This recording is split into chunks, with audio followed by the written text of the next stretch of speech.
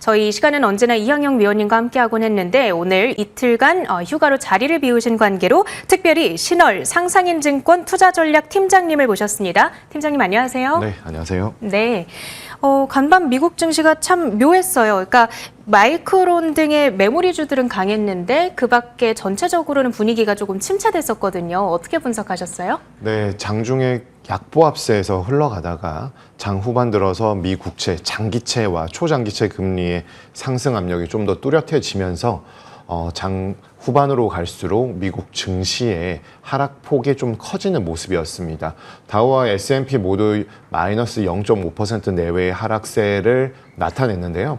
나스닥은 그보다는 좀 낙폭은 좀 덜했습니다. 마이너스 0.3% 정도였고, 좀 전에 방금 말씀 주신 것처럼 마이크론과 샌디스크 등 이제 메모리 스토리지에 관련된 부분들은 지금 AI발 전반적인 하이퍼스케일러의 캐펙스에 대한 부담감, 우려에도 불구하고 그 반대 급부에 의한 메모리 반도체 가격의 상승 기대감이 이를 좀 지지하면서 올라가는 모습들은 있었습니다.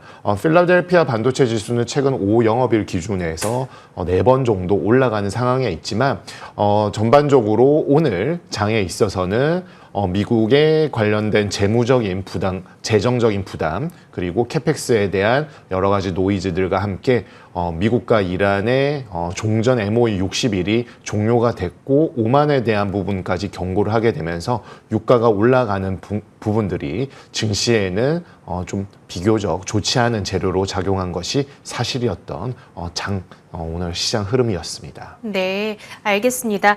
그렇다면 역시나 우리 팀장님께서도 국채금리의 급등이 가장 결정적인 부담 요인이었다 이렇게 분석을 해주고 계신 거고요.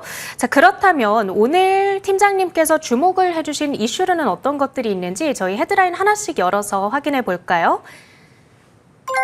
AI의 다음 투자전은 어디인가?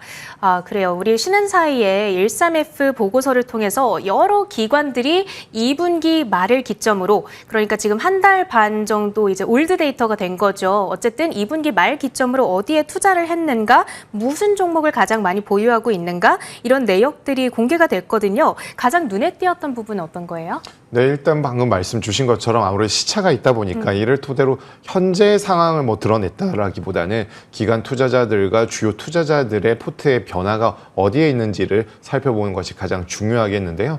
아무래도 이제 워렌 버핏에 관련 버크셔 쪽에서의 투자 패턴이 어떠한지를 좀 살펴보는 게 좋겠고요. 큰 틀에서 본다라면은 이제 AI 투자에 대한 부분들이 지속될지, 옥석 가리기는 어떻게 해야 될지, 그리고 또 주요하게 전반적으로 AI 인프라 쪽에서의 전력, 원자력과 같은 부분들에 있어서 피터 틸과 같은 쪽에서의 투자 포트가 좀 집중되는 부분들이 이제는 AI는 기본이고 여기에서 어떤 부분에서 중장기적으로 포트의 우상향을 가져올 수 있는지에 대한 부분들을 살펴보는 것이 좀 가장 중요했다라고 볼 수가 있겠습니다. 즉 AI 성장성에 대한 부분들은 크게 의심하지는 않습니다만은 이 성장 과정 중에 성장통을 느낄 수 있는 데에는 이제 다소 조심스러운 측면들이 부각이 될 수밖에 없겠고, 그동안에 워낙에 AI에 이제 꼬리표만 붙어도 주가가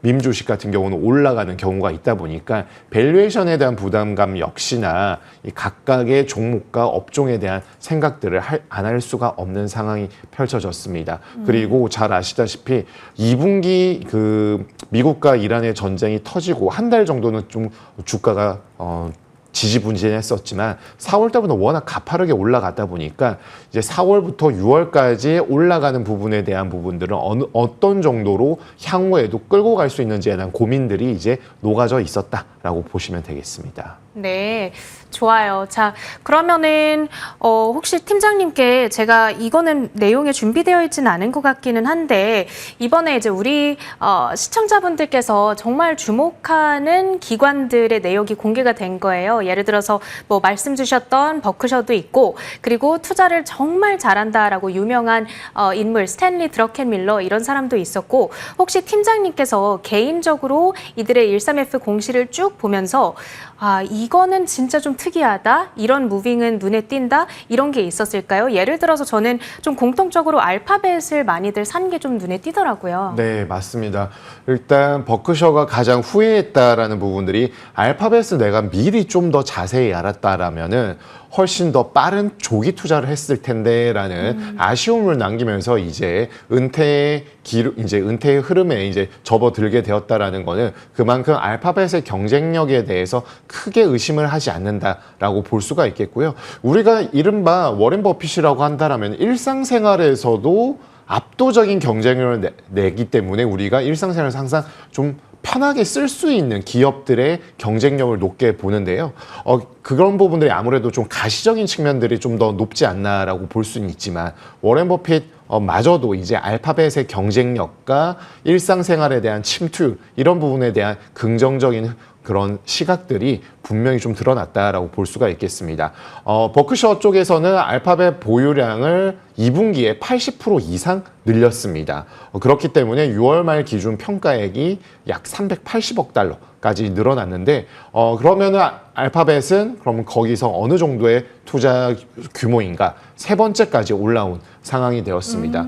근데 우리가 생각을 해보면 알파벳의 주가가 작년 하반기에 올 초까지는 상당히 좋았다라고 볼 수 있는데 그 이후에는 알파벳에 대한 우리가 가지고 있는 역량 대비해서 주가가 좀 지지부진한 것이 아닌가라고 볼 수 있는데요. 아까도 말씀드린 것처럼 13F에서의 최근 트렌드는 성장에 대한 부분들은 무조건적으로 최고의 가치로 두기보다는 AI가 발전해 나가면서 AI의 성장과 그리고 성장에 있어서 기술이 발전함에 있어서 이를 뒷받침할 수 있는 인프라에 대한 부분들로 확장되고 있는 부분들을 함께 고려해 볼 필요가 있겠습니다.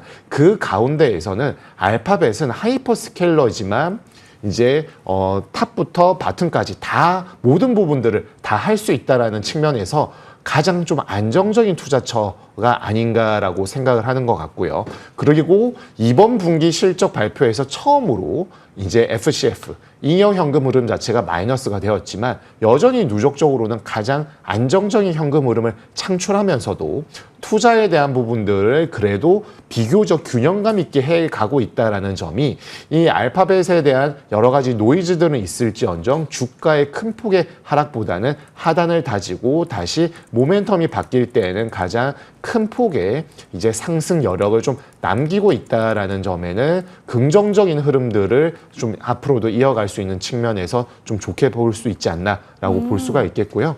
마지막으로는 또 한 번 더 말씀드리자면은 피터 틸에 있어서는 AI에 관련된 그 자체보다는 결국에는 인프라에 대한 부분들, 인프라에서 여러 가지 측면들이 이제 처음부터 이제 하드웨어부터 소프트웨어 그리고 그 가운데 전력, 네트워킹 등 여러 가지 부분들이 있겠지만 지금은 전력, 결국에는 이게 돌아가려면은 구동에 대한 부분들이 안정적으로 가야 된다. 이런 측면들에서 데이터 센터의 확장이 결국에는 원전, 전력, 그리고 네트워킹까지 모든 부분들이 동시다발적으로 들어가는 측면들에 있어서 지금은 좀 병목에 대한 부분들이 이쪽에서 있을 수 있다라는 판단들이 이제 전력과 인프라까지 확장되는 부분들에 대한 포트를 함께 좀 내비친 부분들이 특징적이었다라고 볼 수가 있겠습니다. 아, 그렇다면 우리 팀장님께서는 지금 여러 가지 AI 밸류 체인 그 가운데에서도 전력 부분을 가장 좀 불리시하게 보고 계신 건가요?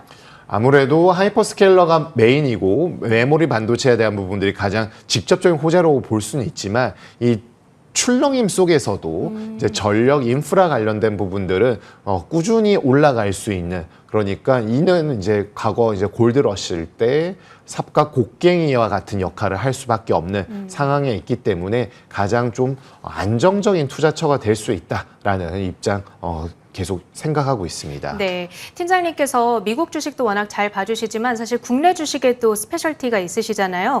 만약에 그 곡괭이 논리가 우리 증시로까지 확산이 된다면 전력과 원전 국내 주들도 계속해서 낙관적으로 우리가 바라볼 수 있을지요? 네, 워낙에 국내 증시에 있어서 상반기에 가파른 이제 가격 상승세, 특히나 코스피 지수 자체가 상반기 기준으로는 100%가량 올라가는 속에서 밸류에이션 부담감과 여러 가지 수급 노이즈 속에서 좀 가파르게 올랐던 종목 업종들의 좀 조정들이 7월과 8월 초까지 있었습니다. 그런 측면들에 있어서는 좀 다소 투자자들마다 바라보는 뷰가 다를 수는 있겠지만 펀더멘털 측면에서 본다라면은 이익의 안정성 그리고 이익의 올라가는 속도에 EPS가 올라가는 것뿐만 아니라 그렇게 빠르게 EPS가 상승을 함에도 불구하고 EPS 증감률에 이래 떨어지는 부분들이 천천히 나타날 수 있다라는 측면들은 우리 AI 하드웨어 밸류 체인에서 우리 산업만이 가지고 있는 경쟁력 측면에서 긍정적이다라고 판단하고 있습니다. 네, 좋습니다. 그렇다면 오늘 준비해 주신 두 번째 헤드라인을 열어보시죠. 금리 상승의 이유, AI 투자. 아, 그래요. 요즘에 이제 금리가 이렇게 계속해서 오르고 있는 이유를 두고 뭐 재정 적자도 문제고 전쟁을 계속하니까 유가도 문제다. 그런데 또 한 가지의 핵심 요인이 AI에 대한 투자가 엄청나게 많아지고 있기 때문이다. 이런 얘기 있더라고요. 네. 맞습니다. 정말 이제 참 이 금리가 시장에 좀 발목을 잡는 부분들이 있기 때문에 답답함을 어디에다가 호소를 해야 될지 모르는 상황이 좀 연출되고 있는데요. 크게 산업의 변화, 그러니까 어느 정도 혁명에 가까운 수준의 큰 전환점에 있어서는 이 산업이 금리에도 영향을 미치는 부분들을 우리가 꼭 판단을 해볼 필요가 있겠습니다. 10여 년 전쯤에는 저물가 때문에 상당히 중앙은행들이 고민을 했었는데요. 그때는 왜 저물가가 형성이 되었느냐? 성장에 대한 동력이 없었기 때문인 동시에 아마존이라는 이제 기존 유통망에서의 이제 혁신을 가져온 기업들이 아마존 이펙트라고 해서 저물가를 고착화시킨다라는 측면에서 고민을 안겼던 적이 있습니다. 10년이 흘렀습니다. 지금은 아마존도 한 축으로 좀 돌아가고 있지만 이 AI라는 산업이 발전하는 속도가 워낙 가파르고요.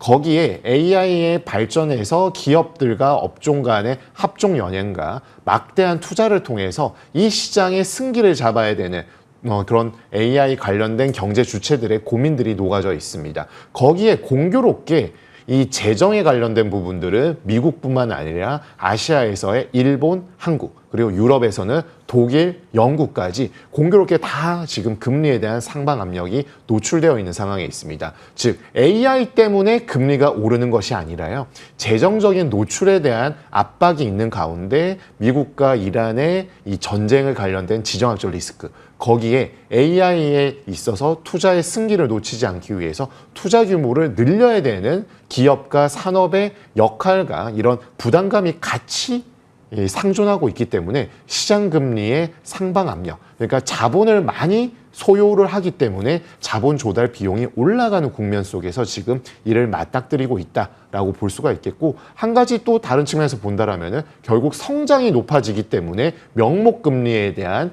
실질적인 상방 압력도 높아진 것도 사실이기 때문에 이러한 이 부담감 속에서 시장 금리의 향방 그리고 주가에 미치는 영향력이 좀 복합다단하게 나타날 가능성이 당분간 좀 높지 않나라고 보여집니다. 어찌됐든 시장 금리가 높아지면 사실 기업들한테는 부담이 되는 건데 또 동시에 우리가 어느 정도 높은 시장 금리에 투자자로서 익숙해질 필요도 있다. 이런 말씀으로 제가 이해를 해봐도 괜찮을까요? 네, 그렇습니다. 2010년대 글로벌 금융위기 이후부터 팬데믹 때까지는 저성장에 의한 저금리가 익숙한 그런 시대의 흐름이었다라면은 이제는 저성장에서 좀 벗어나서 새로운 성장 동력이 시장을 이끌고 있는데 필연적으로 이제 과거의 저금리와는 좀 작별을 하는 이런 트렌드가 펼쳐지고 있다라고 볼 수가 있겠고, 우리가 자산을 바라볼 때 과거에는 채권이 안정적인 자산이었다라고 생각을 했다라면은 지금은 각국의 재정에 대한 부담감이 커지게 됨으로 인해서 국채가 과거에 그 정도의 안전자산 지위가 있는가에 대한 의문이 동시에 따라붙는 동시에 이제 성장에 아무래도 가치를 두는 이런 자산을 바라보는 시선도 또한